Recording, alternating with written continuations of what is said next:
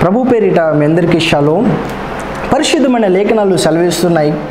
ఏ విషయంలో అయితే దేవుడు నో చెప్తాడో ఆ విషయంలో ఎప్పుడైతే నువ్వు కూడా నో చెప్పగలవో, దేవాది దేవునికి నో అన్నప్పుడు మీరు కూడా నో అని అనగలిగితే దేవాది దేవుడు ఆశీర్వదిస్తాడని పరిశుద్ధమైన లేఖనాలు సెలవిస్తూ ఉన్నాయి.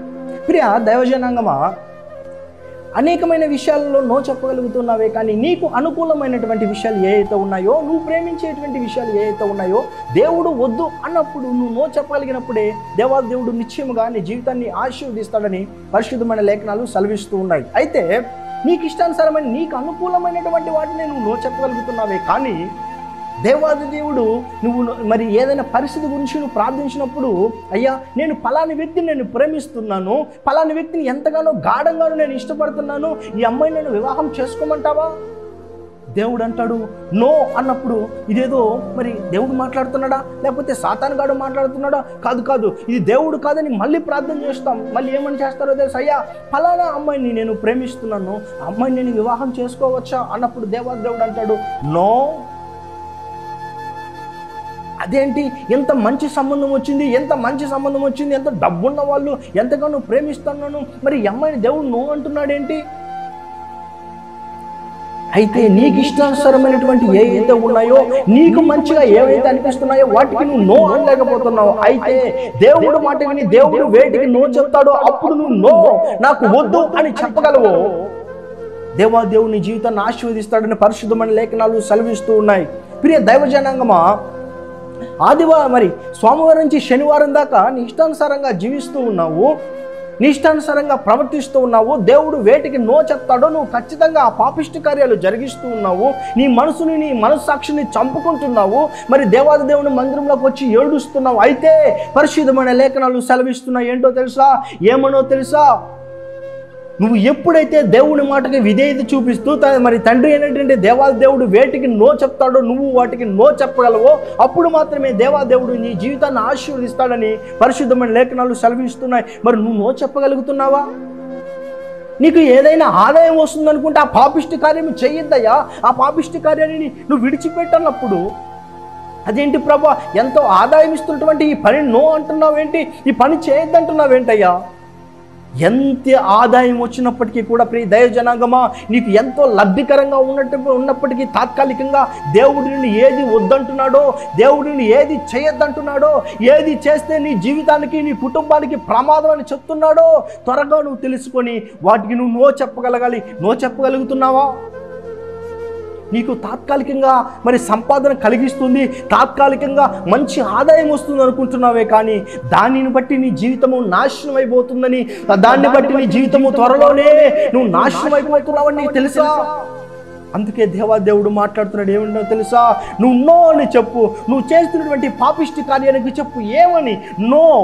నువ్వు చేస్తున్నటువంటి దౌర్భాగ్య కార్యానికి చెప్పు ఏమని నో. నువ్వు నో చెప్పగలుగుతున్నావా? నేను వద్దు అని చెప్పగలుగుతున్నావా? మరి ఆదివారం మరి ఎంతో పరిశుద్ధంగా ఉండగలుగుతున్నావు, మరి పాపం నీ యొద్దకు వచ్చినప్పుడు నువ్వు నో చెప్పగలుగుతున్నావు. పాపం నీ యొద్దకు వచ్చినప్పుడు నో చెప్పగలుగుతున్నావా? అటువంటి పరిస్థితి నీలో ఉందా? పాపం నీ చెంతకు చేరనప్పటి వరకు ఎంతో పరిశుద్ధంగా ఉంటున్నావు. పాపం నీ యొద్దకు చేరనప్పుడు ఎంతో నీతిగా జీవిస్తున్నావు. పాపం నీ దరి చేరకముందు ఎంతో పవిత్రంగా జీవిస్తున్నావు. అయితే ఒక అమ్మాయో లేదా అబ్బాయి వచ్చి ఏమ్మా నాతో పాపం చేస్తావా, నాతో మాట్లాడతావా నీ నెంబర్ ఇస్తున్నప్పుడు నువ్వు ఎందుకు నో చెప్పలేకపోతున్నావు? అయితే దేవుడు అంటున్నాడు, మరి అన్ని పరిస్థితులు అనుకూలంగా ఉన్నప్పుడు నువ్వు నో చెప్పడం కాదు, అననుకూల పరిస్థితుల్లో కూడా నువ్వు నో చెప్పగలగాలి. నో చెప్పగలుగుతున్నావా? ఏదో తాత్కాలికంగా ఆదాయం వస్తుంది అనుకుంటున్నావు, ఏదో తాత్కాలికంగా నీకు మంచి సంపద వస్తుంది అనుకుంటున్నావు, కానీ నువ్వు దేవాది దేవుడు చెప్తున్నాడు అదే నేను నాశనం చేయబోతుంది, అదే నీ జీవితాన్ని నరకానికి వీడ్చుకోబోతుంది. అది నీ వరకు మాత్రమే మరి పరిమితం కాదు ప్రియ దైవజనాంగమా, అది నీ కుటుంబాన్ని, నీ పరిస్థితుల్ని, నీ యొక్క మరి సమాజాన్ని నాశనం చేయబోతుంది. నో చెప్పగలుగుతున్నావా? నో అనే మాట నీ నోటి నుంచి వస్తుందా? ప్రియ దైవజనాంగమా, ఒక జరిగిన సంఘటన చెప్పిన ఆ వాక్యాన్ని నేను ముగింపులో తీసుకొస్తాను. మరి ఒక వ్యక్తి ఉండేటువంటి వాడు చాలా మంచి వ్యక్తి, చర్చికి వెళ్తున్నాడంట. చర్చికి వెళ్తుంటే ఒక అమ్మాయి అతనికి పరిచయం అయింది మందిరంలో. అమ్మాయిని చూశాడు, ఇష్టపడ్డాడు.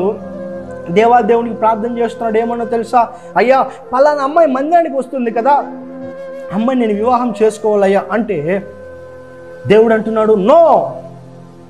అదేంటి ప్రభా, మందిరానికి వస్తుంది కదా, మరి ఎందుకు నో అంటున్నావేంటి? దయచేసి నేను అమ్మాయిని వివాహం చేసుకుంటాను, నాకు పర్మిషన్ ఇస్తావా అన్నప్పుడు మరలా అంటున్నాడు దేవాదేవుడు ఏమన్నా తెలుసా? నో.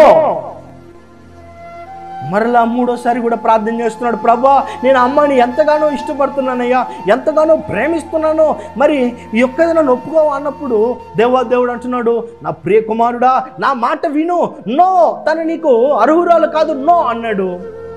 దేవుని మాటకు విధేయత చూపించాడు, దేవుని మాటకి లోబడ్డాడు.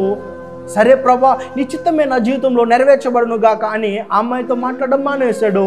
ఆ అమ్మాయి వేరే అబ్బాయిని వివాహం చేసుకుంది. వివాహం చేసినప్పటి నుంచి ఆ అబ్బాయికి అమ్మాయి నరకం అంటే ఏంటో స్పెల్లింగ్ రాపిస్తుంది, వీధుల్లో పెద్దగా గొడవలు పెట్టేసుకుంటుంది, అత్తామామని తన్ని బయటికి తరిమేసింది. మరి వీధుల్లో కూడా ఎంతో దౌర్భాగ్యంగా జీవిస్తున్నటువంటి ఆ అమ్మాయి జీవితం సాగిస్తూ ఉంది.